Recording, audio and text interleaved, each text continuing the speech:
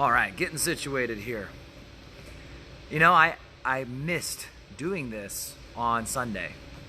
Maybe I'll start doing them on Sundays. My Sundays are usually pretty busy, but I missed being in the Gospel of John, and I'm just excited. The next few chapters are seriously some of my favorite chapters to teach because they're just so rich. And I've been teaching the Old Testament a lot this year, and it just feels good to hear Jesus' voice again.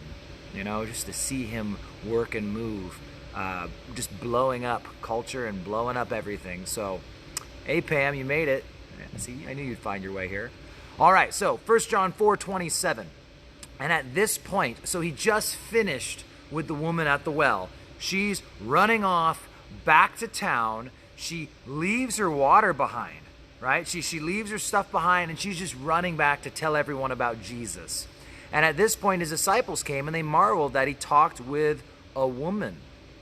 Yet no one said, what do you seek, or why are you talking with her? Then the woman left her water pot and went her way into the city and said to the men, come and see a man who told me all the things I ever did. Could this be the Christ? Then they went out of the city and came to him. In the meantime, his disciples urged him, saying, Rabbi, eat. But he said to them, I have food to eat of which you do not know. I'm going to pause there before I get too far ahead of myself, but just so we don't forget where the scene is at. The disciples have returned up to the well. The woman has ran back to the town. She has been telling the people of the town about Jesus. And it says back there in verse 30 that then they went out of the city and came to him. So people from the city are now approaching the well while he's having this conversation with his disciples. And they're asking about the food, and he says, I have food you do not know of. So they're asking, has anyone brought him anything to eat? Verse 34, Jesus said to them, my food is to do the will of him who sent me and to finish his work. You know, there is a satisfaction in serving the Lord that no one else will ever know until they've experienced it. There's a satisfaction in knowing that the God of the universe is already looking down at you and saying, well done. When Jesus says, I have food you don't know about, I mean, that's the thing. This is talking about something bigger than just the food that day, and it's even beyond like literal fasting from food. What he's talking about is that these guys, rightfully so, were hungry and they went to fill their bellies.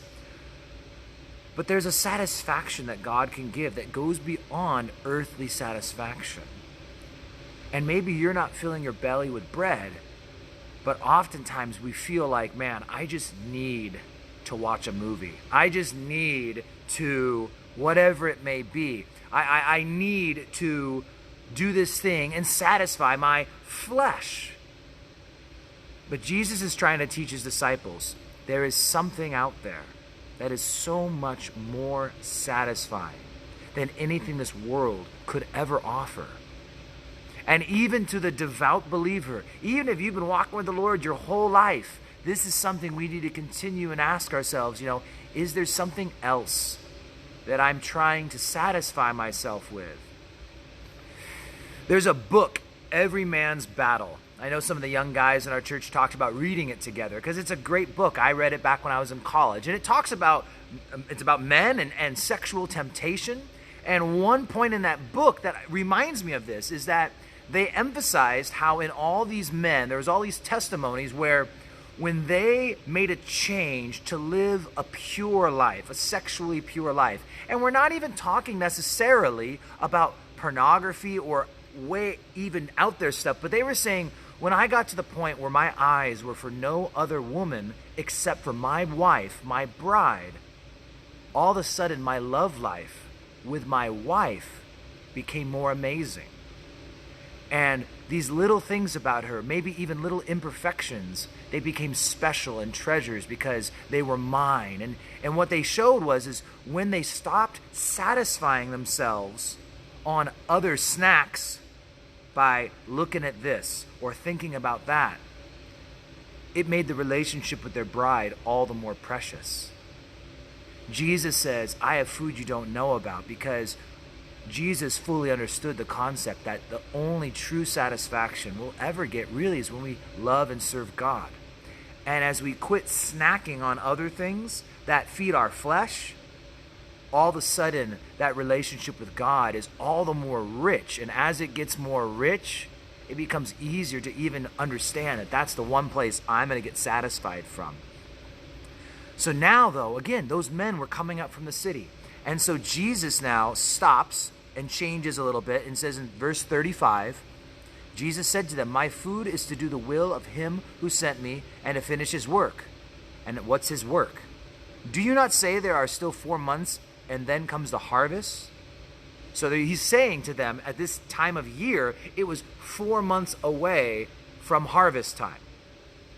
But he says, "Behold, I say to you, lift up your eyes and look at the fields. They're already white for harvest." Now, these Samaritan people, they wore white turbans and white outfits, very traditional outfits. Even today, you can go to Israel and you'll see people in the Middle East having these white outfits. And as they're up on this hill at the well, these people were coming, and Jesus says, "Look at the fields, they're white for harvest." And I believe firmly, he looks and he points, and here's all these people coming up to them. There is something so utterly satisfying about winning people to Christ and discipling people. I love teaching people. I love passing on what God has given me. There's something so satisfying about it. It is the will of him who sent him. It is the will of God that we be growing his kingdom in number and growing his kingdom in strength, building up other believers. And there's nothing more satisfying than being a part of the church. And so he says, "He who reaps receives wages and gathers fruit for eternal life, that both he who sows and he who reaps may rejoice together. For in this saying is true, one sows and another reaps. I sent you to reap for which you have not labored. Others have labored, and you have entered into their labors." His disciples were very fresh. This is the beginning of his ministry. And so he's telling them, hey, look at all these people coming. Seeds have been planted for years, and they're hungry to be harvested. And you guys are going to have the privilege of harvesting that which you did not sow. Some of us are going to sow and sow and sow and get maybe a little frustrated saying, "Lord, why doesn't anyone ever receive the gospel as I spread it and as I share it and I'm sharing it, and people aren't listening?" But you'll notice what it says in verse 36, that both he who sows and he who reaps may rejoice together. We're called to be obedient to share the gospel. We're not called to convert people. We kind of are called to convert people, but you get what I'm saying? Is that the obedience on our part is sharing. The obedience on our part is watering. And Lord willing, the obedience on our part is to have an open ear, an open eye, and an open heart for when it's time to harvest.